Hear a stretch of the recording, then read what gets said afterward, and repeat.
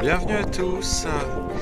Coucou, ici Mieszko, votre youtubeur favori. Et j'ai décidé de faire une vidéo sur la tristesse. Alors en effet, quand on pense quand on est triste en fait, on peut penser que c'est irrémédiable et que c'est une situation qui est assez incontrôlable et qu'il est assez difficile de remonter la pente.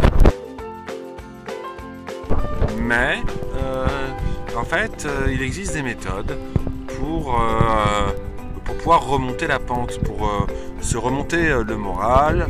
Alors c'est des méthodes d'auto-persuasion, petit 1. Petit 2, des méthodes d'auto-hypnose. Et enfin, petit 3, des projets personnels. Alors, on va commencer par le petit 3, section projet personnel.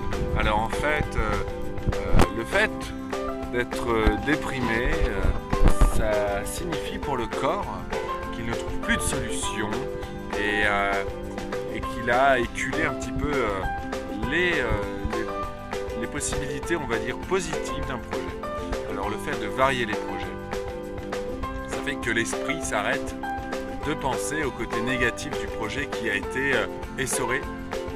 Et le fait de changer de projet, ça permet de voir de nouvelles choses et de voir des points positifs dans la vie. Alors, par exemple,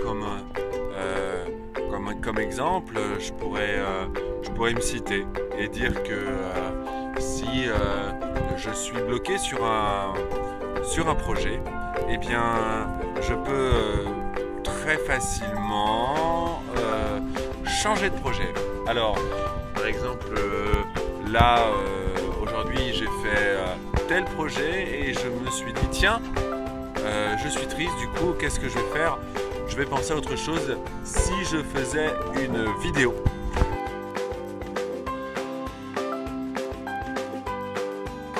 Une vidéo qui ne plaît pas forcément à tout le monde, mais ma vidéo. Et le fait d'aller au bout. Et c'est très gratifiant pour le corps et pour l'esprit. Alors on pourrait dire, elle est à chier. Et moi je vais dire oui, mais je l'ai fait et je suis allé au bout. Petit 2. Petit 2 ou petit 1. Je me souviens plus trop. Alors.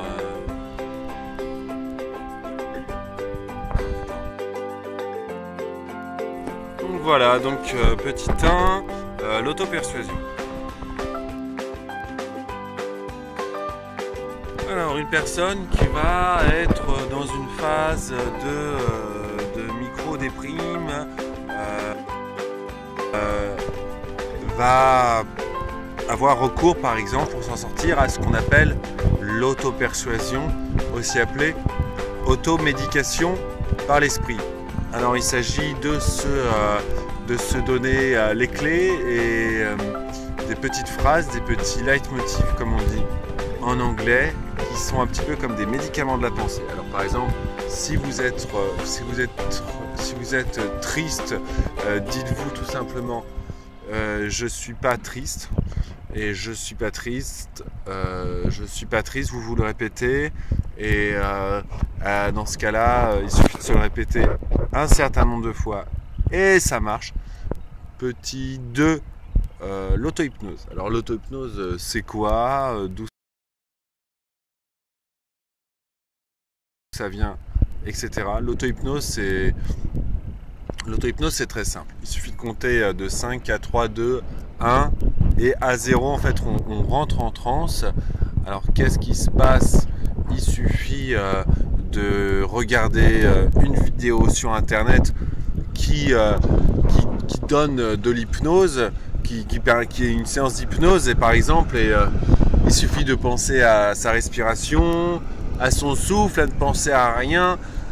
Et le principe est, pour ne penser à rien, il y a quelque chose qui existe. On appelle ça le relâchement des pensées en fait. On a des pensées qui s'accrochent à nous et dont on a du mal à s'échapper en fait. Alors, pour laisser glisser ces idées, il existe plusieurs petites techniques. Par exemple, vous voulez être libre et ne penser à rien, mais vous pensez au fait que la boulangère, par exemple, vous a un petit peu arnaqué, mais vous n'arrivez pas à penser à autre chose. Alors, qu'est-ce qui se passe?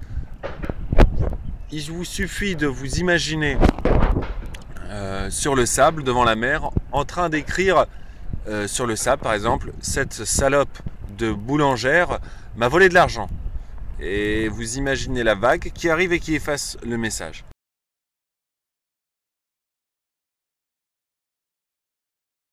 Deuxième technique, il suffit d'imaginer qu'on prend un petit bloc et qu'on écrit une petite phrase du style « Cette salope de boulangère m'a volé de l'argent » et de déchirer la page et la mettre dans une bouteille qu'on jette ensuite à la mer.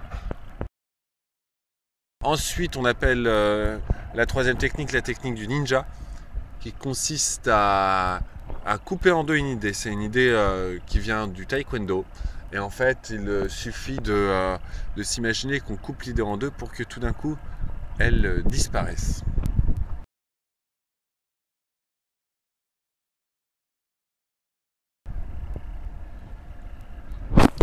Voilà comment se vider l'esprit et ensuite partir en auto-hypnose.